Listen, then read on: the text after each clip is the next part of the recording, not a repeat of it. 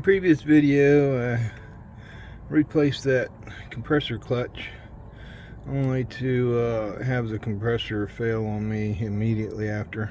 It's mid-July and the air compressor clutch went out in the AC unit on the truck, and I've been working on trying to get that replaced. Got it all put back together, nice and pretty.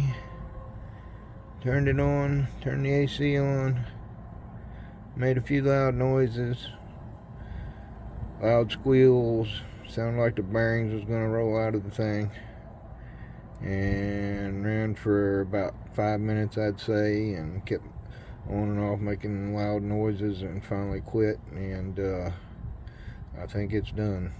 So we'll probably have to replace the whole compressor next. And that compressor, I went to O'Reilly's and borrowed a vacuum pump, and their gauges weren't no good, so I went to AutoZone and borrowed a set of gauges, and went by a auto shop there in Parker, and they evacuated the Freon. So I'm all set and ready to go and pull this compressor, pop the new one in there, charge it up, and see if we got air. Wish me luck. I got the belt off down there. Now a lot of you guys pull that kick plate off the bottom and come up underneath it, but I found you can reach this lock bolt right here, and you can loosen that pulley right from up top here and get it off without even having to get on the ground down there. And now I've got 4 bolts to take out of this compressor to pop it off, and we'll pull it off, the lines off right there. And the new compressor come with a new seal for that. So let's get after it.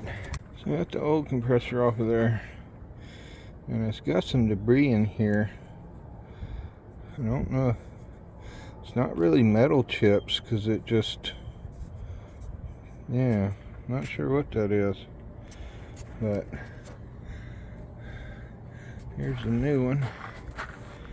Yeah, 1, 2 on the bottom, 4 bolts, and unbolt this plate and bolt the hoses right up to that.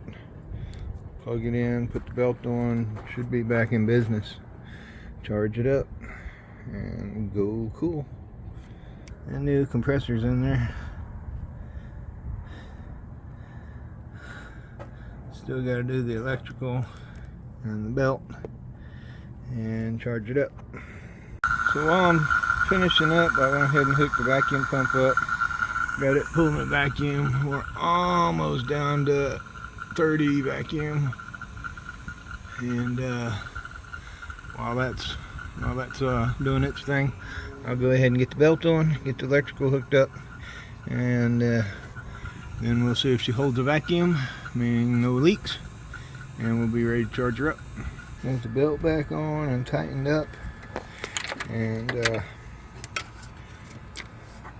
this little plug here doesn't match the plug that come on the Toyota. That is a round one. So I went to the old clutch. They have a pigtail here that they wanted me to cut this one off and splice it on, but I went and pulled the old Toyota end off the clutch and spliced it on this pigtail, and just made me a jumper. And it's a little wonky, but it worked. I got the wiring done, wire tied up, belt on, everything buttoned up. Almost down to 30 vacuum, almost. I almost forgot and left this hose off. Don't want to do that.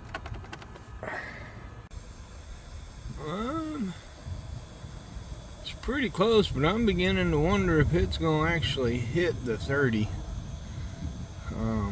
I may go ahead and just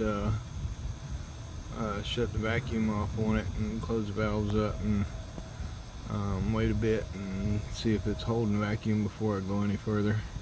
It is still holding the vacuum.